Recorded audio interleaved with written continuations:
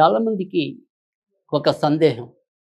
మన ఇళ్ళల్లో ఏదైనా సరే దుష్ట శక్తులు గానీ, లేదా ఏదైనా సరే ఇతర చెడ్డ ఆత్మలు సంచరించడం గానీ, లేదు బాగా విపరీతమైన దిష్టి దోషాలు ఉండటం గానీ, ఇలాంటివి ఏమైనా ఉంటే గనక మన ఇంట్లో కనపడే సంకేతాలేంటి? అసలు నిజంగా ఇలాంటివి ఏవైనా సరే ఉంటాయా? ఉండవా? ఇలాంటి సందేహాలకి మనం ఈరోజు సమాధానం చెప్పుకునే ప్రయత్నం అయితే చేద్దాం. అయితే దేవుడు ఉన్నాడు, లేడు అనే దాని మీద కన్నా కూడా దెయ్యాలు ఉన్నాయి లేదా దుష్టశక్తులు ఉన్నాయి అంటే గనక ఖచ్చితంగా నమ్మేవాళ్ళు కానీ, నిరూపితమైన సంఘటనలు కానీ కోకొల్లలుగా కనిపించడం అనేది కూడా జరుగుతుంది. అందుకని ఖచ్చితంగా దుష్ట శక్తులు లేదా నజర్ ఇలాంటివి అయితే గనక ఉంటాయి. అంటే ఇక్కడ మనం ఒక విషయాన్ని గుర్తించాలి. మళ్ళీ చేతబడులు లేదా కనికట్టు విద్యలు లేదా మందు పెట్టడాలు ఇలాంటివి మనం ఒక్కోసారి పూర్తిగా అంగీకరించకపోయినా ఖచ్చితంగా ఏవైతే ఈ దుష్ట శక్తులు ఉంటాయో, ప్రేతాత్మలు ఉంటాయో, ఆత్మలు ఉంటాయో, లేదా అనితరమైన దృష్టి దోషాలు ఉంటాయో, ఇలాంటివి మటుకు ఉండేవి యథార్థం. అయితే మరి ఉంటాయి అనుకుంటే గనక, ఒకవేళ అది యథార్థమైతే గనక మన ఇంట్లో ఎటువంటి సంకేతాలు ఉంటాయి? ఖచ్చితంగా కొన్ని సంకేతాలు ఉంటాయి.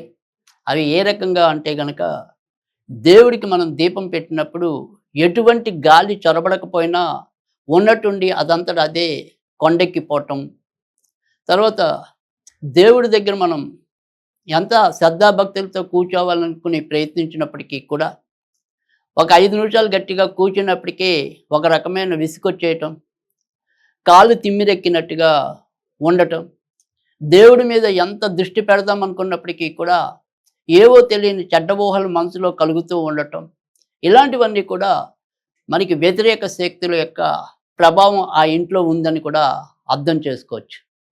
అంతేకాకుండా ఎవరైతే మరి చక్కగా రోజు ఉత్సాహంగా ఎల్లప్పుడూ కూడా ఎంతో హాయిగా ఉండే వ్యక్తుల్లో ఆకస్మికంగా ఏవైనా సరే కోపం పెరుగుతూ ఉండటం, ఉత్తిపుణ్యాన్న కళ్ళు ఎర్రగా అయిపోతూ ఉండటం, లేదా కళ్ళ కింద నల్లటి చారలు అమితంగా ఉండటం, దీనివల్ల కూడా ఒక్కోసారి మనం కొంత నెగిటివ్ ఎనర్జీ ఆ ఇంట్లో ఉంది అని కూడా చెప్పుకోవచ్చు. తర్వాత మనం నిద్రపోయినప్పుడు ఆకస్మికంగా మెలకువ వచ్చేయటం, ఏదో తెలియని భయాందోళన మనసులో కలుగుతూ ఉండటం, ఇవి కూడా వ్యతిరేక శక్తులకి సంకేతికంగానే చెప్పుకోవచ్చు. అలాగే మరి కొన్ని విషయాల్లోకి వచ్చినప్పటికీ, అంటే ఇంకా ఎలాంటి సంకేతాలు ఉండొచ్చు అనే విషయం కనుక చూసినట్టయితే, మరి చక్కగా ఎదుగుతున్న ఏవైతే మన ఇళ్ళలో వృక్షాలు ఉంటాయో, ఉదాహరణకి తులసి చెట్టు అవ్వచ్చు, మరి ఏదైనా ఇతర పూల సంబంధించిన చెట్లు కావచ్చు, అవి ఆకస్మికంగా అంటే మనం తగినంత వాటి పోషణ భారం అంతా కూడా చక్కగా చూస్తున్నప్పటికీ కూడా వేలకు వాడికి నీళ్లు పోయవలసిన అవసరం ఉన్నప్పుడు నీళ్లు పోస్తున్నా కూడా, అన్ని రకాలుగా మనం చేసే పోషణ అనేది సరిగ్గా ఉన్నప్పటికీ కూడా అవి చీటికి మాటికి వాడిపోతున్నట్టయితే గనక ఖచ్చితంగా నెగిటివ్ ఎనర్జీ ఏదో ఆ ఇంట్లో ఉన్నట్టుగానే అర్థం చేసుకోవచ్చు.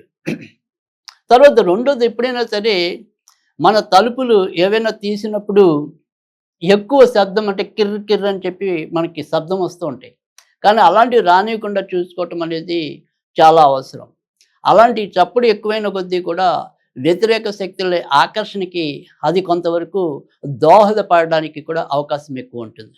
కనుక అలా ఏవైనా సరే శబ్దాలు అవి వచ్చేవి ఏవైనా సరే, కిటికీలు తీయగానే లేదా తలుపులు తీయగానే ఇలా ఏవైనా సరే ఎక్కువ శబ్దం వస్తుంది అనుకుంటే కనుక అవి చాలా ఈజీగా మన ఇంట్లో నెగిటివ్ ఎనర్జీకి కారణభూతం అవుతాయి. కనుక అలాంటివి కూడా రాకుండా చూసుకోవటం అనేది ఒక అవసరం. తర్వాత రెండోది వచ్చేప్పటికి ఎప్పుడు కూడా సాధ్యమైనంత వరకు కూడా మనం ఏదైనా సరే స్నానం చేసేటప్పుడు ఆ స్నానం చేసే ఏవైతే బకెట్లు కానీ వివిధ పాత్రలు కానీ ఏవైతే ఉంటాయో వాటిని ఎంతో కొంత నీటి నింపి మళ్ళీ ఉంచటం అనేది, లేదా పూర్తిగా బాల్లాగా ఉంచటం అనేది కానీ అవసరం. కానీ కొంతమంది పూర్తిగా ఖాళీ చేసి అలా ఉంచేయటం అనేది చేస్తుంటారు. దాంట్లో ఒక్కోసారి నెగిటివ్ ఎనర్జీ తెస్టేసి కూర్చోడానికి కూడా అవకాశం ఉంటుంది. కనుక అలాంటి ఏవైనా ఉంటే గనక మార్పులు తీసుకోవటం అనేది అవసరం. తర్వాత ఏదైనా సరే డాక్టర్ దగ్గరికెళ్తే ఒక్కోసారి రోగం తగ్గిపోయినట్టు ఉంటాం. మళ్ళీ ఇంటికి రాగానే ఏదైనా సరే తల బాగా నొప్పి పుట్టినట్టు గాని, ఉన్నట్టుండి మరి కళ్ళల్లో మంటలు, జ్వరం వచ్చినట్టుగా అనిపించటం. కరెక్ట్‌గా డాక్టర్ దగ్గరికి తీసుకెళ్ళేప్పటికి అలాంటి లక్షణాలు సరిగ్గా లేకపోవటం. కనుక ఇవన్నీ కూడా తాత్కాలికంగా మన ఒంటి మీద ఏదైనా సరే శక్తులు గాని, దిగదుడిపి అంటే మనం అప్పుడప్పుడు ఎవరైనా దిగదుడిపి పారేసినవి తొక్కినా కూడా ఒక్కోసారి అలాంటి మనకి మనతో పాటుగా అటువంటి చెడ్డ శక్తులు రావడానికి కూడా ఉంటుంది. అందుకని మన పెద్దవాళ్ళు ఎప్పుడు కూడా బయటికెళ్ళొచ్చాక ఖచ్చితంగా కాళ్ళు కడుక్కోమని చెప్పి పాత వాళ్ళు హెచ్చరిస్తూ ఉండేవారు. కానీ ఆ సూత్రాన్ని ఇప్పటికైనా సరే మనం పాటించాలి. ఎందుకంటే కేవలం ఈ దుష్ట శక్తుల కోసమే కాదు.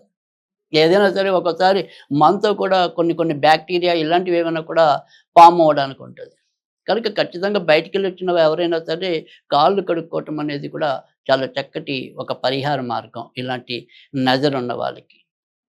తర్వాత ఏదైనా సరే మనం ఒక వస్తువు ఏదైనా సరే టేబుల్ మీద మనం పెట్టామంటే ఒక నిమ్మకాయ అవ్వచ్చు, లేదా దానిమ్మకాయ కావచ్చు, అరటిపండు కావచ్చు, ఏదైనప్పటికీ కూడా అది క్షణాల్లో మగ్గిపోతుంది, వాడిపోతుంది, కుళ్ళిపోతుంది అన్నా కూడా ఖచ్చితంగా ఆ ఇంట్లో నెగెటివ్ ఎనర్జీ ఎక్కువగా ఉందని కూడా అర్థం చేసుకోవచ్చు. సరే, నెగెటివ్ ఎనర్జీ ఉంది అనుకుంటే గనక మరి దీనికి ఏదైనా సరే ఉపశమనం ఏంటి? ఎటువంటి పరిహారం పాటిస్తే దీని బాధ మనకి కొంతవరకు తగ్గుతుంది అనేది గనక చూసినట్టయితే ఖచ్చితంగా ఇందాక మనం ఏవైతే చెప్పామో ఈ ఏదైనా బాత్రూంలో వాడే వస్తువుల్ని కొంతవరకు ఎంతో కొంత నీటితో నింపటం అనేది ఒకటి. లేదా వాడకపోతే పూర్తిగా బోళ్ళగా ఉంచటం అనేది ఒకటి. తర్వాత రెండోది వచ్చేప్పటికి ఏంటంటే రాత్రి మనం పడుకునే ముందు ఒక 9 సార్లు ఇప్పుడు నేను చెప్పబోయేది ఏదైతే ఉంటుందో అది చదువుకొని తర్వాత మనసులో ఒక 2 నిమిషాలు మన ఇష్ట దైవాన్ని ఊహించుకుని ఆ తర్వాత గనక నిద్ర పోయినట్టయితే గనక చెడ్డ కళలు రాకుండా ఉండటమే కాకుండా ఇలాంటి దుష్ట శక్తులు కూడా పోవడానికి అవకాశం ఉంటుంది. అది ఏంటి అంటే గనక ఓం దుమ్ దుర్గతి నాశిన్యై నమః. ఓం దుమ్ దుర్గతి నాశిన్యై నమః లేదా స్వాహ అన్నా కూడా పర్వాలేదు. ఆ రకంగా చదువుకుని నిద్రపోవటం అనేది అవసరం. తర్వాత మరి వారానికి ఒక్కసారైనా సరే మనం ఇంటిని శుభ్రం మాప్ పెడుతూ అంటుంటాం కదా! అలాంటి ఏదైతే మాపుకు ఉపయోగించే నీటిలో కొద్దిగా కల్లుప్పు అంటే రాతుప్పు అని కొంతమంది అంటారు, కల్లుప్పు అని కొంతమంది అంటారు.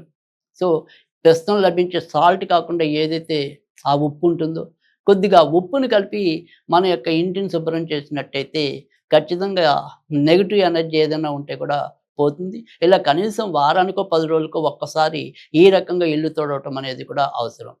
ఇలా ఈ జాగ్రత్తలు తీసుకుంటూ వెళ్ళినట్టయితే గనక ఎటువంటి మన ఇంట్లో దుష్టశక్తుల సంకేతాలు ఉన్నప్పటికీ కూడా అవన్నీ కూడా తొలగి మనకి చక్కటి సౌఖ్యం లభిస్తుందని చెప్పడంలో సందేహం లేదు.